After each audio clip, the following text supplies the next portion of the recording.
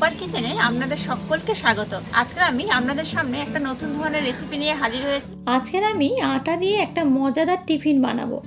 এই টিফিন বানাতে যেমন খুব কম সময় লাগে, তেমনই খেতে হয় ভীষণ মজাদার আর টেস্টি। তাহলে চলুন শুরু করা যাক আজকের টিফিন। আর আপনাদের কাছে সম্পূর্ণ ভিডিওটি দেখার অনুরোধ রইল। বিকালে আটা দিয়ে আমি যে টিফিনটা বানাবো তার জন্য আমি নিয়েছি একটা আলু। আলুটা আমি ভালো করে প্রথমে ছাড়িয়ে নেব। আলুটা আমি ধুয়ে রেখেছি। আলুটা এইভাবে আমি ভালো করে ছাড়িয়ে নেব। আলুটা ভালো করে আমি খোসা ছাড়িয়ে নিয়েছি। এবারে আলুটাকে আমি টুকরো টুকরো করে কেটে নেব। এই আলুটা কিন্তু আমার ছোট ছোট টুকরো করে কাটতে হবে, খুব বড় বড় টুকরো করলে হবে না।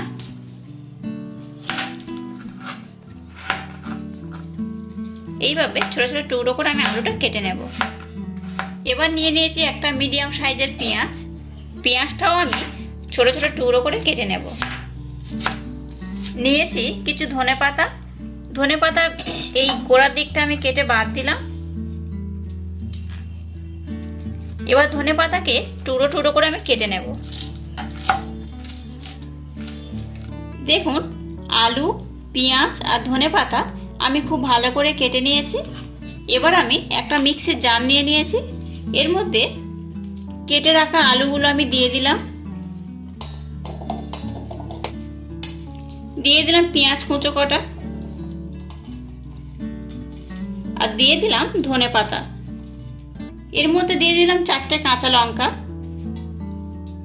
দিয়ে দিলাম 4 কোয়া রসুন, আদার টুকরো দিয়ে দিলাম একটু, গোটা জিরে দিয়ে দিলাম 1 চামচ, আর দিয়ে দিলাম কয়েকটা গোলমরিচ। এবার এটাকে আমি খুব ভালো করে ব্লেন্ড করে নেব। দেখুন, আমি পেস্টটা করে নিয়েছি। এরকম পেস্টটা হয়েছে। আর এই পেস্টের মধ্যে কিন্তু কোনো রকম জল ব্যবহার করা যাবে না। এবার আমি একটা পাত্র নিয়ে নিলাম। এই আলুর মধ্যে অনেকটা জল থাকে, তাই আমি এখানে কোনো জল ব্যবহার করিনি, আর জল ব্যবহার করা মোটে যাবে না। এবার এই পাত্রের মধ্যে আমি সমস্ত মিশ্রণ ঢেলে নিলাম। আলু, পেঁয়াজ, আদা রসুনের যে পেস্ট আমি করলাম, ধনেপাতাও ছিল, তো সেই পেস্টের মধ্যে আমি দিয়ে দিলাম 1 চামচ লবণ। 1 চামচ একটু কম লবণ আছে। লবণটা আপনারা আপনাদের স্বাদ মতো বা পরিমাণ মতো ব্যবহার করবেন। এর মধ্যে দিয়ে দিলাম 1/2 চামচ হলুদ গুঁড়ো, দিয়ে দিলাম 1/2 চামচ কাশ্মীরি লঙ্কার গুঁড়ো, দিয়ে দিলাম 1 চামচ গরম মশলা। দেখুন, আমি কিন্তু সমস্ত ক্ষেত্রেই ছোট মতো একটা চামচ ব্যবহার করছি। বড় চামচের 2 চামচ দিয়ে দিলাম তিল। এটা আমি সাদা তিল ব্যবহার করেছি।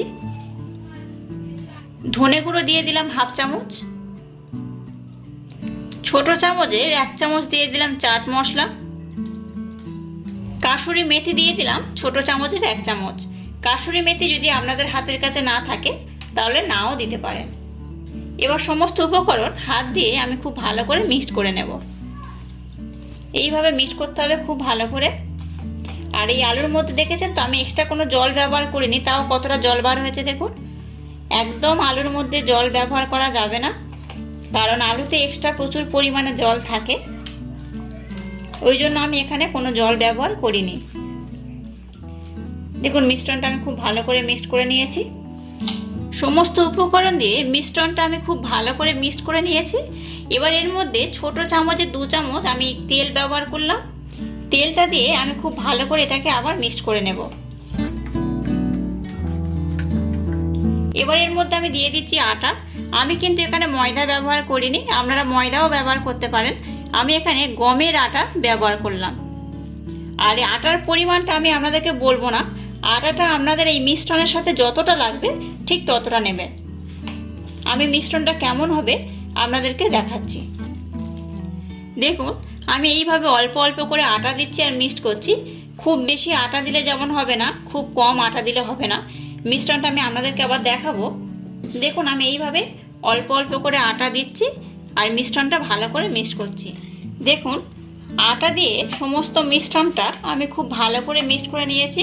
আর দেখুন কেমন টাইট হয়েছে। খুব নরম করিনি আর একদম খুব টাইটও করিনি, মোটামুটি একটা টাইট ডো আমি করে নিয়েছি। এইভাবে করে নিতে হবে। খুব নরম করলে কিন্তু এই রেসিপিটা হবে না। এইভাবে আমি যেমন করেছি এইভাবে করতে হবে। এবার এই মিশ্রণটাকে আমি 10 মিনিটের জন্য ঢাকা দিয়ে রেস্টে রেখে দেব। আমি একটা প্লেট দিয়ে ঢাকা দিয়ে দিলাম, এটাকে আমি 10 মিনিট রেস্টে রেখে দিলাম। 10 মিনিট হয়ে গেছে, দেখুন মিশ্রণটা আরেকটু সুন্দর হয়ে গেছে, কত সুন্দর হয়েছে, আর একটু টাইট হয়ে গেছে, এই রকমটাই আমার দরকার। এটাকে আরেকবার হাত দিয়ে ভালো করে মিক্সড করে নেব। দেখুন এটাকে আমি খুব ভালো করে মিক্সড করে নিয়েছি। এবার এটাকে এইভাবে আমি একটা লেচি কাটলাম,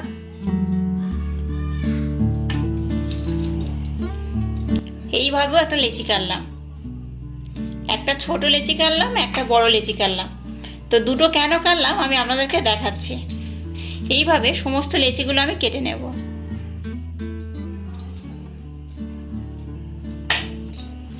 দেখুন আমি এইভাবে লেচিগুলো কেটে নিয়েছি।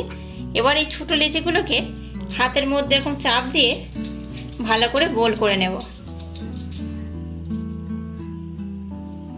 এইভাবে সমস্ত লেচিগুলো আমি গোল করে নেব। ছোট লেচিগুলো এইভাবে গোল করলাম, বড়গুলো সেম ওইভাবে আমি ভালো করে মেখে গোল করে নেব। দেখুন আমি অল্প পরিমাণে আটা এখানে ছড়িয়ে নিলাম।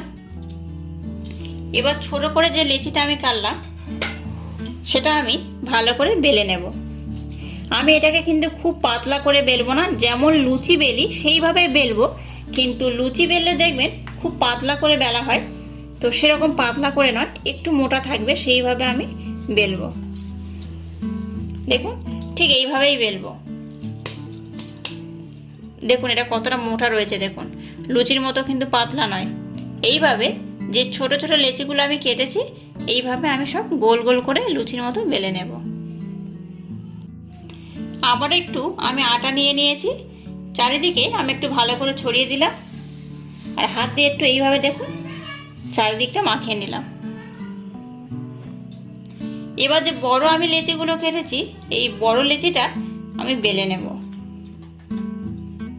প্রথম হাত দিয়ে এইভাবে একটু চেপে চেপে নিতে হবে। এটাও সেম, আমি কিন্তু পাতলা করে বেলবো না, এটাকে আমি একটু মোটা মোটাই বেলবো। দেখুন বড় বড় যে ডোগুলো আমি করেছিলাম সেটা আমি এত বড় করে বেলেছি, তবে কিন্তু দেখুন একটু মোটা করেই বেলেছি, খুব পাতলা করে আমি বেলিনি। দেখুন এবার আপনাদের হাতের কাছে আশা করি এরকম গ্লাস রয়েছে, এই গ্লাস দিয়ে এরকম মাপ করে এইভাবে কেটে নিতে হবে। এইভাবে যে কটা আপনাদের হবে একটা রুটির মধ্যে সেইভাবে কেটে নেবেন।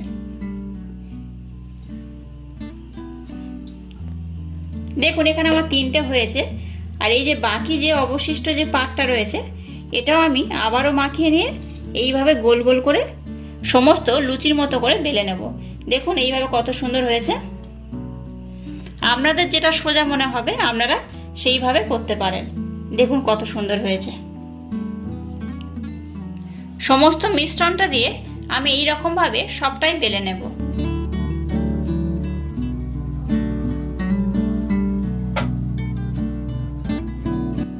দেখুন সমস্ত মিশ্রণ দিয়ে আমি লুচির মতো করে সবগুলো ভালো করে বেলে নিয়েছি। গ্যাসটা জেলে দিয়ে আমি একটা কড়া বসিয়ে দিয়েছি, কড়াটা গরম হয়ে গেছে। এবার কড়ার মধ্যে আমি দিয়ে দিচ্ছি সাদা তেল। তেলটা আমি খুব বেশি দেব না, আমি যেহেতু একটা করে ভাজবো তাই তেলটা আমি অল্প পরিমাণেই দিলাম। এবার গ্যাসের ফ্লেমটাকে হাই রেখে তেলটা আমি খুব ভালো করে গরম করে নেব। দেখুন তেলটা খুব ভালো করে গরম করে নিয়েছি। এবার গ্যাসের ফ্লেমটাকে আমি লো করে দিলাম, আর যে লুচির মতো করে বেলে রেখেছিলাম এগুলো আমি এবার তেলের মধ্যে ছেড়ে দিলাম। এটা অটোমেটিক ফুলে উঠবে। দেখুন কত সুন্দর হয়েছে। দেখুন লুচি যেমন ফোলে ঠিক সেরকম ফুলবে, বরং আরো বেশি ফুলবে। দেখুন কত সুন্দর ফুলে। দেখুন একটু তেল উপরের মধ্যে দিয়ে দেবেন। এই দেখুন কত সুন্দর ফুলেছে। দেখুন আর এগুলো টেস্ট হয় অসাধারণ, দারুণ দেখতে হয়েছে। এই রকম একটু লাল লাল করে ভালো করে ভেজে নেবেন। ওটা হতে হতে আমি পাশে আর একটা ছেড়ে দিলাম। এইভাবে আপনাদের যদি কড়া বড় হয় তাহলে কিন্তু আপনারা 2-3টে করেও দিতে পারেন একসাথে। এগুলো যেহেতু সাইজে একটু ছোট, তাই আপনারা দুটো তিনটে যার যেমন কড়াতে ধরবে সেইভাবে দিয়ে দিতে পারেন। দেখুন এটা ততক্ষণ আমার হয়ে গেছে, এটা আমি তুলে নেব। আমি একটা ছাঁকনি নিয়েছি, এই ছাঁকনির মধ্যে তুলে রাখলাম যাতে এক্সট্রা তেলগুলো ঝরে যায়। এবার এটাকে আমি একটা পাত্রের মধ্যে রেখে দিলাম। দেখুন প্রত্যেকটা লুচির মতো কত সুন্দর ফুলে উঠছে। দেখুন আমি যেরকমভাবে করেছি, যে যে উপকরণ নিয়েছি, যেমনভাবে মিক্সড করেছি, আপনারা ঠিক সেইভাবে করবেন। আপনাদেরও এগুলো এরকম লুচির মতো গোল গোল হয়ে ফুলে যাবে। দেখুন কত সুন্দর হয়েছে। এইভাবে সবগুলো আমি লাল লাল করে ভেজে নেব। দেখুন আলু দিয়ে যে টিফিনটা আমি বানালাম, আমার সমস্ত টিফিন বানানো কমপ্লিট হয়ে গেছে। কত সুন্দর দেখতে হয়েছে, দেখুন কত সুন্দর ফুলেছে। দেখুন এগুলো অনেকটা সময় ধরে এরকম ফোলা থাকবে। আপনারা অনায়াসেই বাড়িতে বানাতে পারেন, খুব সুন্দর টেস্ট হয়, খেতে হয় দারুণ। দেখুন কত সুন্দর। আমি আপনাদেরকে একটা কেটে দেখাচ্ছি। এই দেখুন ভিতরটা দেখুন কত সুন্দর হয়েছে। এই দেখুন ভিতরটা দেখুন কত সুন্দর, মনে হচ্ছে যেন পুর ভরা। দেখুন কত সুন্দর হয়েছে। এগুলো আপনারা কোনো তরকারি কিংবা চাটনির সাথে খেতে পারেন। চাটনির সাথে হোক, তরকারির সাথে হোক, সত্যি দারুণ খেতে লাগে। এইভাবে অবশ্য আপনারা একবার বাড়িতে বানাবেন। আর আমার এই রেসিপিটা যদি আপনাদের ভালো লাগে তাহলে অবশ্য আমার এই চ্যানেলটাকে লাইক, শেয়ার, কমেন্ট এবং সাবস্ক্রাইব করবেন। আর পাশে থাকা বেল আইকনটা প্রেস করে দেবেন। আজ টাটা, আবার দেখা হচ্ছে নতুন কোনো রেসিপি নিয়ে।